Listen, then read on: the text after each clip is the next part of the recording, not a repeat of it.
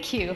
I'm truly excited to be here at the end of, I think, a remarkable day. I see such energy in the room. I can't believe you guys have gone through a whole day, and clearly it must have been something that got you inspired and invigorated.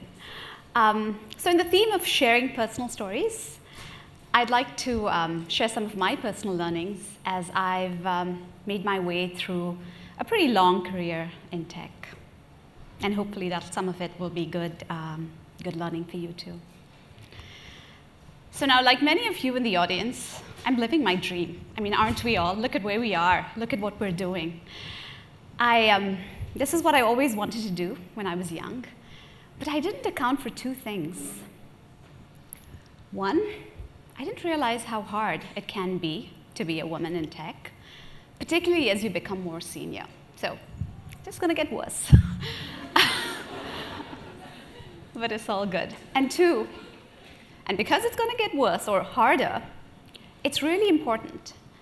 I've got to stop. I realized I had to stop keeping a score and grading myself. You know what we do, right? We always are out there like grading ourselves, giving ourselves little, pluses and minus points. The reality is there will be A+ days and there'll be F- days. B+ years and lucky breaks.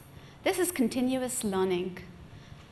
We're going to go through the ups and downs. It's not a series of exams that we need to get perfect grades on.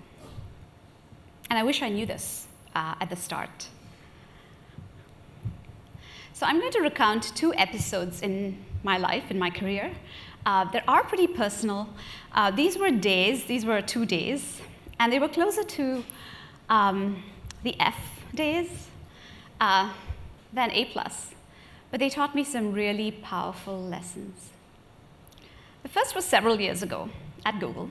I was the product lead of a very successful project. We'd had a ton of impact, and I'd been doing this for several years, and things were going great. In a turn of events that I didn't quite foresee, a new business leader was hired into the org. And this person then proceeded to hire a product leader. So essentially, someone who would be my boss. So on that day, with very little warning, I was asked to introduce this new product leader to my team. And as I was doing so, I caught the eye of two women on my team, and the look of devastation, because they could see how shaken I was. And that, just catching their eyes and seeing what they were saying through their eyes, made it so much worse. And I wanted to go home and cry. But that night, I had agreed to meet a group of women friends after work. So I soldiered on, and I went to have dinner with them.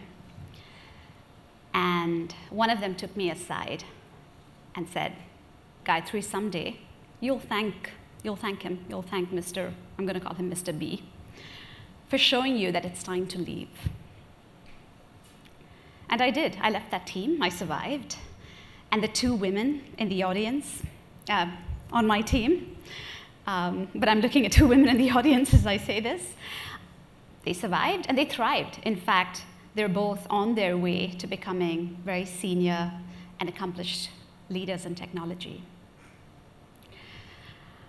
So I thank the wisdom of my friend, the one who gave me the advice that it was time to go, and the sadness in those women's eyes, because they inspired me to make the change, to move forward, and to continue to develop myself as a leader.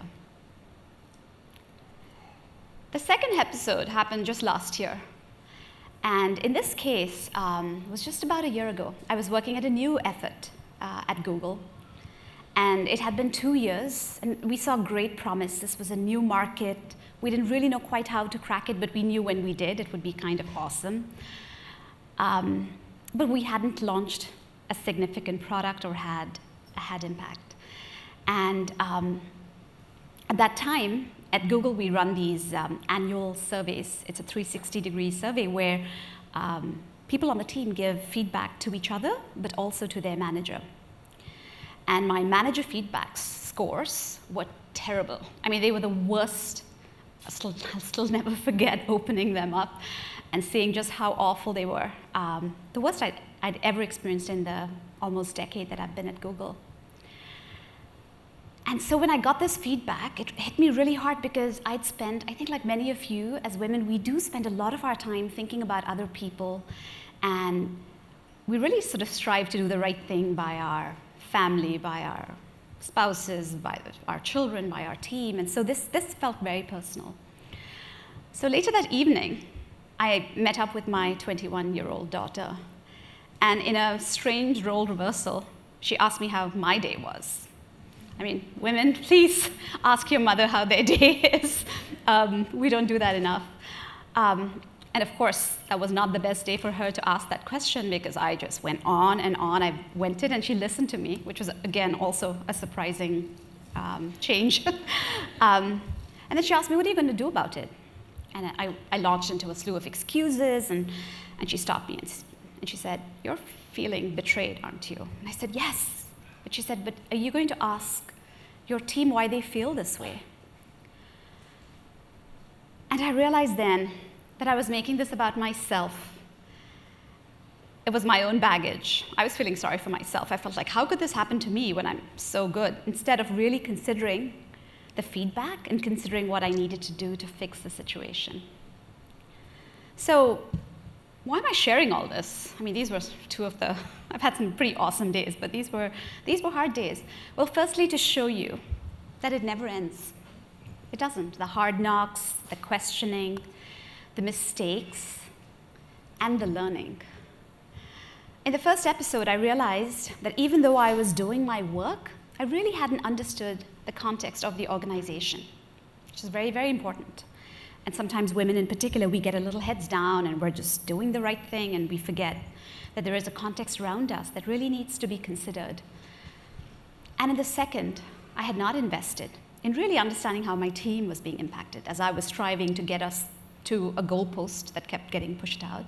I wasn't really looking around and actually understanding, trying to make sense of what was happening to the people who were with me on that journey. So there was definitely some personal learning for me in both these cases. But at those key moments, I also found incredible support and strength in the women around me.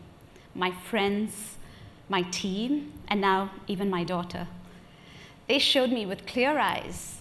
They saw me with clear eyes. They felt my pain. And they also showed me that there was a way out of it. Now, I know we all have things we need to do as we learn on our journey, but I feel at the same time it's really important for us to take the time and make a special effort to help women around us through their journeys. There's real power in this, as I found. Now, I have three simple things that I try to do. They're really small. They don't really take much time, but I find that these are really important.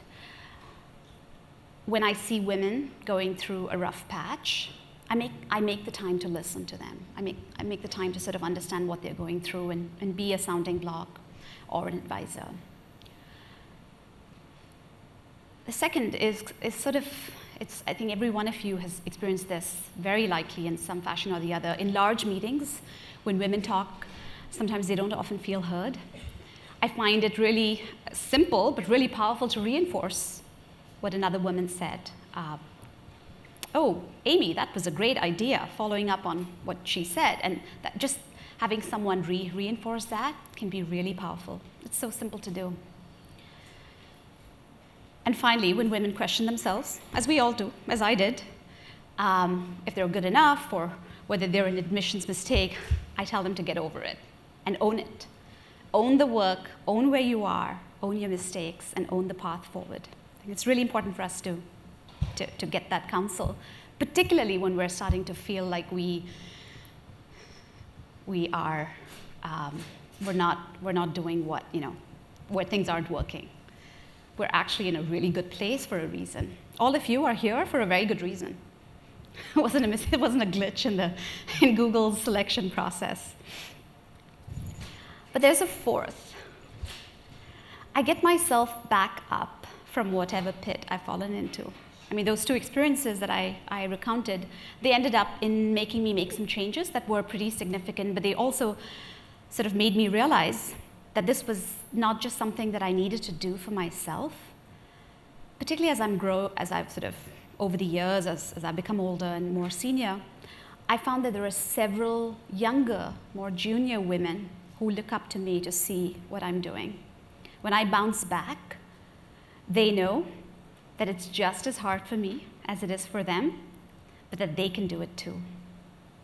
So really what we do for ourselves is a gift we give other women.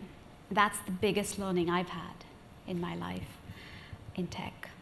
But now there's so much more we can do. All of you in this room, think about the power you have, the networking, the connections you can build, that we can do for each other.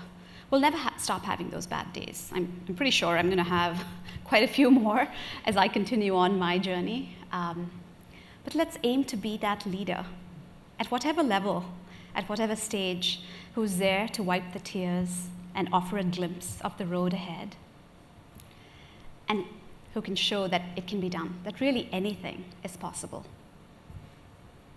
So with that, I want to thank you. I hope you take something out of it, but really, more importantly, I hope you take that the real power that comes out of all this is the power within you and every one of you, and the power we have in really bringing the best out of each other forward. Thank you.